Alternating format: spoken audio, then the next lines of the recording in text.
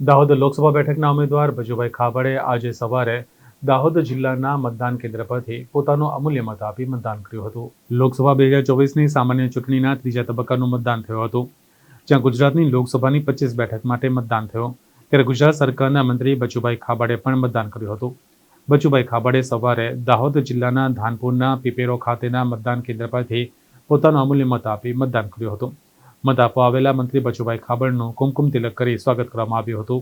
पूरा मतदार भाईओ बहनों आज मत करीने आवनारा भारतना भविष्य माटे मतदान करी रह्या छे। आज अनेक राज्योनी अंदर पण मतदान थई रह्युं छे, ए पण टीवी मीडियाना माध्यमथी जोईए छीए अने पूरा दाहोद जिल्लो के मारो संतरामपुर जे कई मतक्षेत्र छे आ संसदने तमाम मतदारो आज लाइनमां पड़ीने ऐतिहासिक मतदान करीने 100% मतदान 100% भाजपमां करीने आवनारा दिवसोनी अंदर जे मतदान थवानुं छे एनाथी जसवंतजी भाभोरने हवे 5 लाख उपरनी लीडथी जीताडवाना संकल्प साथे अमारा मतदार भाईओ पूरा जुस्साथी आवनारा भारतना विकसित भारतना संकल्पने देशना वडाप्रधान श्रीमान नरेन्द्रभाई मोदीने तीजी वार देशना वडाप्रधान बनाववा माटेनो आ एक पर्व छे, एनी उजवણીના ભાગરૂપે આજે અમે મતદાન કર્યું છે। Thank you.